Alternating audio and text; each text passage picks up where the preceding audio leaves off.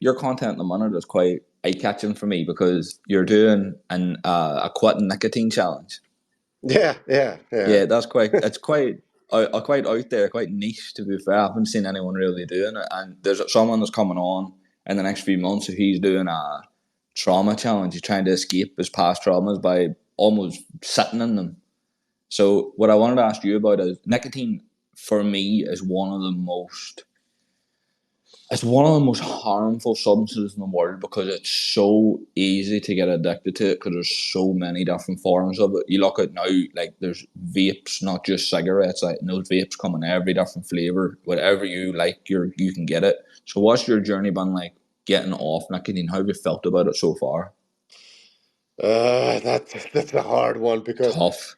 yeah, that's it's like it's hard to get off drugs, but because drugs will kill you, like they will kill you fast, and they will take you to a place where you don't. They will take you to a place of self destruction and criminals and all that, you know. But Yeah, nicotine is it's weird. It's like because I use snus in Finland. yeah. Yeah, This is the and big thing now, isn't it? yeah, Yeah. and one of the snus is called Odens, and it has 22 milligrams of nicotine per pouch. So you're getting like 400 plus milligrams of nicotine a day. And I did it for 6 years, and I was off it for a while, for a short time, but not like this. I was always on nicotine gum, but now it's different because I couldn't get sleep. I was like I went to sleep. Then I woke up after 2 hours, all in the state of flee or fight or flee, and then I would take one pouch and sleep with it, sleep with the nicotine pouch, and that my sleep was like completely destroyed.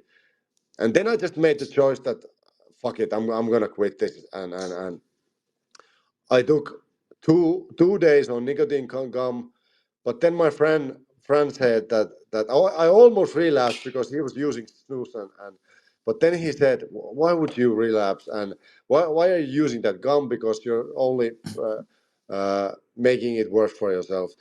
Then I just realized that fuck it and it just I made this mental choice that I'm not gonna take the first dose of nicotine no matter what. Like I'll eat the regular gum so much that because you're gonna need something in your mouth that's gonna fill the void of being something in your mouth. And I was the regular gum worked for me. That every even if I have a small uh, craving for the nicotine, I will take the gum, the regular gum, and start. And it started to work out. And but for the first 5 days, it was horrible. Every day I woke up, I started to uh, taste in my mouth the nicotine and after food nicotine and after everything nicotine and but after 5 days, my sleep got better. Now I'm sleeping like 8 hours again. My skin is better. My teeth are white again, and like my only like you could say this is a negative outcome. My weight has gone up a little bit, but because I train, I want my weight to go up before the Yeah. cut. So it's not a problem. But there's so many benefits of getting out of nicotine because even if you're not smoking your skin color is bad and your teeth and Yeah, your your fingers.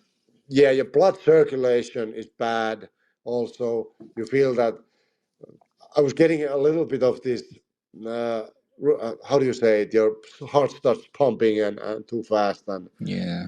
yeah so So yeah there was a theory a while ago. I read about it that if I can't remember what the exact name of it was, but it was a scientist in America had came to the realization that people who are trying to quit nicotine, if you went to the sauna for 1 hour, 3 days in a row, it would almost like detoxify those sensors or those parts of your body and your brain that have been abused over the years of taking nicotine and wearing them down to the point where I think he said originally that it would kill the cravings, but it's been tested and studied that it won't kill it, but it'll almost make you repulse the cravings. Like you'll get a craving, like I'd love snus at this point, but then you take in 2 seconds, you'd turn around and you'd be like, why would I even take it? Like you'd almost bully yourself into the idea of out of it.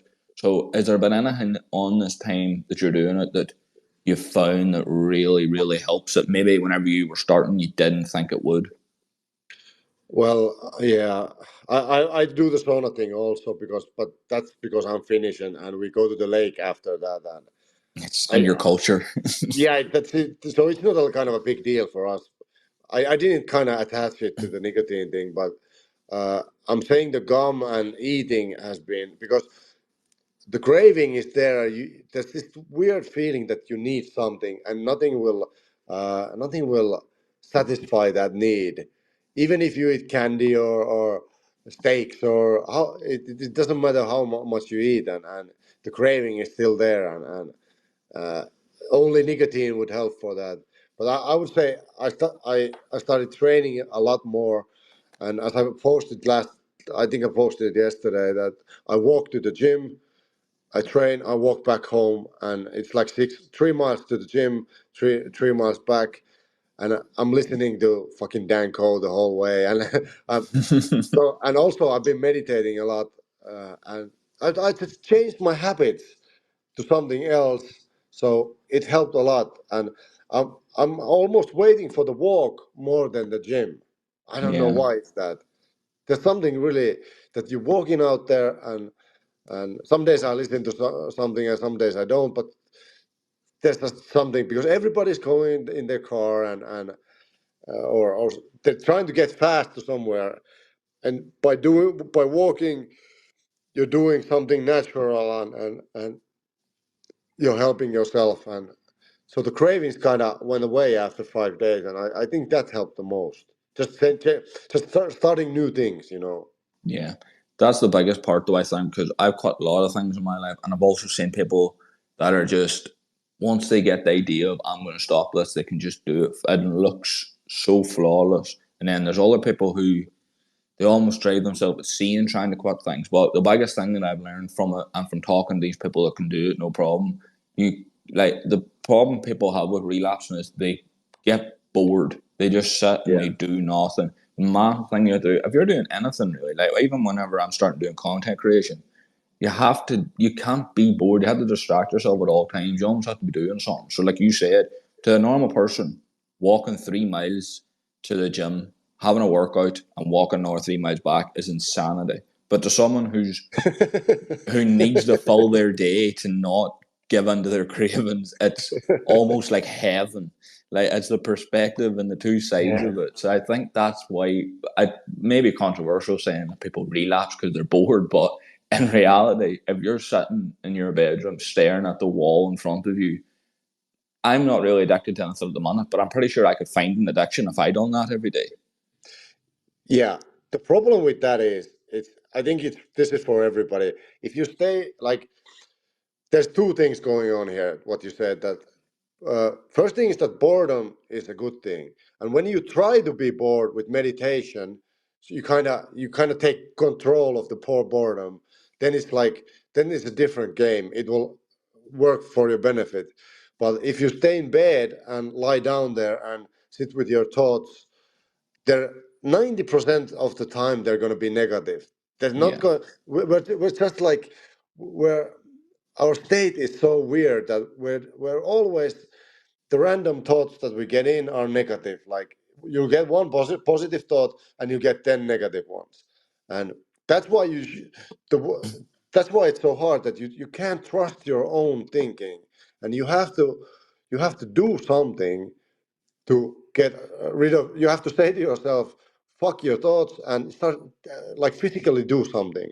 And I would say like when you meditate for 20 minutes, even if that's boring and you're like embracing the boredom, it's still doing something because yeah.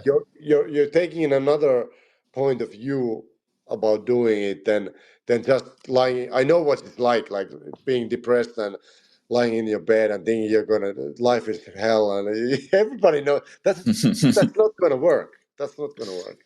Yeah, it's almost like being actively bored. Yeah, yeah, So it's something that I definitely do. That I do it now almost on instinct, but I remember whenever I started doing it, like I hated traveling anywhere. I hated going anywhere. I hated having 20 minutes where I didn't have anything planned. But now I almost look forward to those moments because I can put on an audiobook in my earphones. I can catch up on a video of something that I wanted to learn about. Or even now, recently in the last week, I pretty much have no free time because anytime I'm not working or I'm not in the gym or I'm not doing something around my flat, I'm editing the podcast up to clips. And it's like I'm now almost killed my boredom because I'm doing something while I'm bored, if you know what I mean. It's something that yeah, probably yeah. don't really want to do. No one really wants to sit and chop up an hour podcast into multiple 1 minute clips. It's almost like hell, but it gives me something to do and it stops me from doing anything stupid, really, to be honest. Yeah, and I want to go back to something you said that was really important that we don't realize. I didn't. I realized it when you said it now that me walking to the gym, doing the gym and walking back, it feels normal to me. But like you said it, that it might be insanity for other people, Yeah. and that's something right there. That's the thing you have to post about because I noticed I posted about it. I just did a fucking stupid post. Walked to the gym, no explanations, and it did like pretty well for my standards. And but that's not the point. The point is like uh, you do something and then you talk about it, and and and people you don't know that people are going to like it or not, but it's like you said that it's so different for other people, and that's how you like catch attention because you don't know what's going to stick, and those really simple things are really interesting to people, that you're doing something that is completely insane to them but completely sane to you. Do you know what I mean? That yeah, that was actually something that I thought of recently because someone messaged me, someone who's quite a lot bigger than me, about an old post I had. And whenever I first started, I was just kind of throwing out posts that I thought about daily, and I've probably said to people in rooms, and they've laughed me out of the room. Or they've just like, "Oh, he's talking about something boring again." But they were just simple things like take a walk to the gym and put an audiobook in and do it for a week and see how you feel. And people were messaging me like, "You're like these things are the missing that tiny missing thing that people are looking for in their life that could really just Yeah. kill all the negative things in their life. But it's so boring to read, they don't want to actually try it. But they don't realize if they done it for a week that they would probably forget about what their addiction or the craving actually was because you're filling it with this thing and you'll look forward to this thing more. Yeah, it's the it's the idea that it's when you read it yourself. And I remember I read something like that go for a walk, and I was thinking, what the fuck is that? That's so fucking boring. But when you actually do it, it's completely different. And I think it, for its simplicity, it helps people that because most of the people aren't going to do it. But if they're even thinking about doing it, they can see themselves walking. You know, that's procrastination. That you think something, Yeah. and but that's what people do. And I done it myself so many times that I'll think about something, not do it, and still feel happy about it. Kind of like I did it, but I didn't do it. But I think there's something there also that if you do it, if you're like. Uh, if you procrastinate long enough, but you're still like reading this stuff, you'll realize the truth that you actually have to do it to get the result. So it's Yeah. not all bad of procrastination, and I'm not like it's all bad because there's some there's some benefit to it also that if you realize this is just procrastination.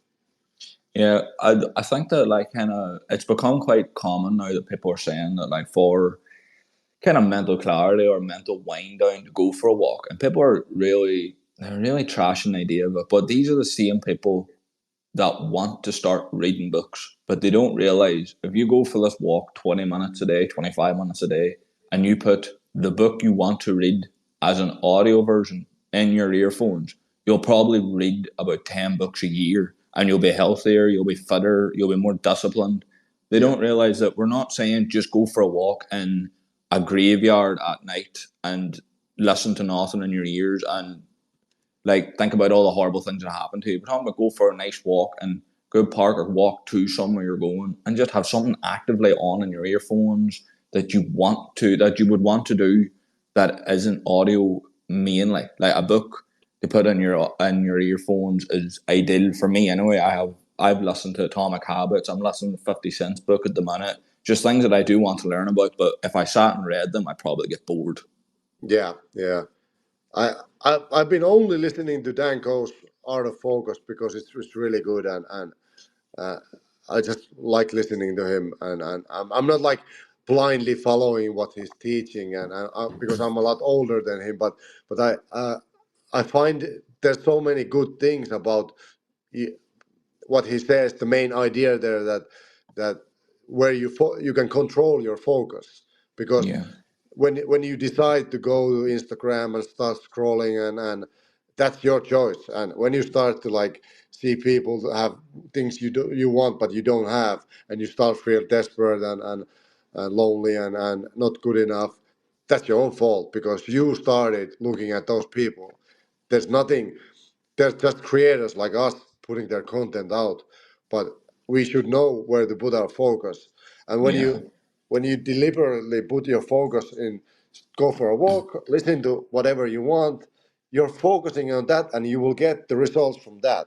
It's so fucking simple that it's hard, Yeah.